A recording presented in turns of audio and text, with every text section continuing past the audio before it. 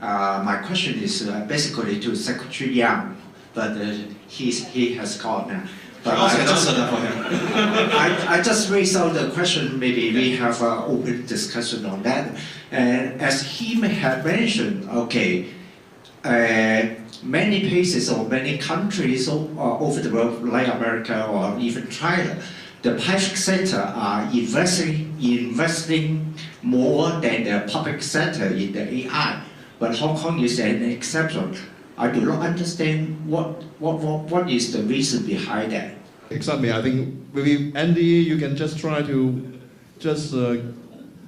say whatever you want. Okay, so that's the second question. Yes. The second question, yes. You know why? I think if I heard you correct, you're saying why is it that private companies are not investing as heavy into AI as other countries? Is that correct? Hong Kong. That is a Hong Kong specific phenomenon. Okay. Yeah.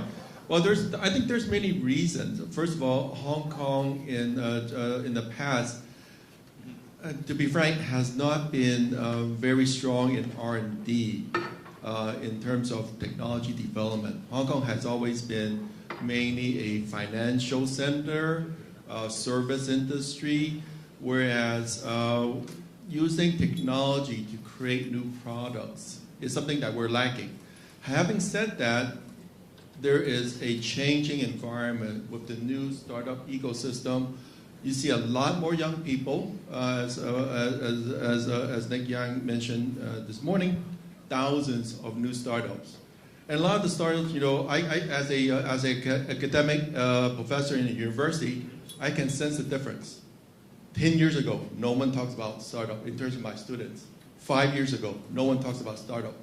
But starting last year or the year before, students, more and more students are interested in startup. The reason is that there is, of course, more opportunity, you know, with our connections with mainland.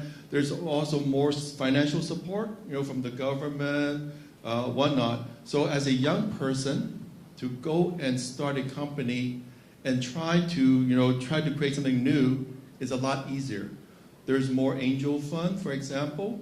We have a unicorn in Hong Kong. Within only, I think, 2 years, they started from 5 person to hundreds of people since time.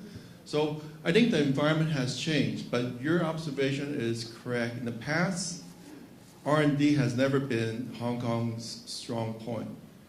But I think there are a lot of factors that is changing that. So I'm very positive that it's going to improve. Well, your question, probably paraphrasing what Secretary Yang said about Hong Kong's level of R&D, that's been something that we've been talking about for a long time, that if you look at the R&D percentage as to GDP, Hong Kong has been consistently very, very low, something like 0.75 of our GDP going into R&D, where the current government is talking about doubling that. And maybe a little bit more. But still, that if we compare that with some of the advanced economies in the world, US or even Singapore or China, it is typically 4 or 5% or more. Now, obviously, as I think Nick also mentions that if you compare the situation, let's say in the US, on the surface, actually that 4 or 5% or whatever, actually 90% of it actually coming from the corporate side, not the government. But of course, because the number is so big, actually the government injection is also very large. But then again, the companies like Google, Apple, and so on, they're talking about typically close to or more than half of their revenue typically would probably go back into R&D. I mean, how could you imagine companies in Hong Kong doing that? Well, traditionally, one of the reasons why people explain that phenomena for Hong Kong is that, well, we don't have manufacturing anymore. So all these are service companies.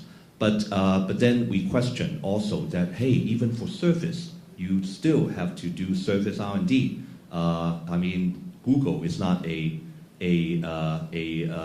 manufacturing company, right?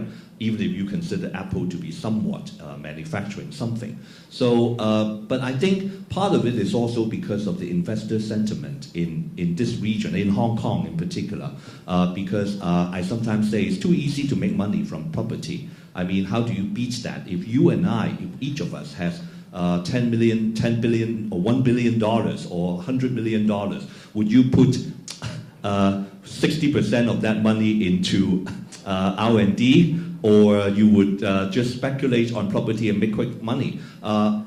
So I guess in some way that is actually our biggest enemy as well. But having said that, I agree with what Andy is saying, that that is slowly changing. But I have to say that we still don't have enough domestic R&D, other than the government pumping in a lot of money into R&D right now that Secretary Yang mentioned, and also that many of the startups are beginning to do. But what we lack is some of these big players, like if you take the example of China or the US, those big players that are leading with very result-oriented, good R&D. We need that. So that's why I hope that the government will also attract more of these types of companies to establish regional R&D in Hong Kong, much like what Singapore and Taiwan has been doing a lot more successfully than we have so far.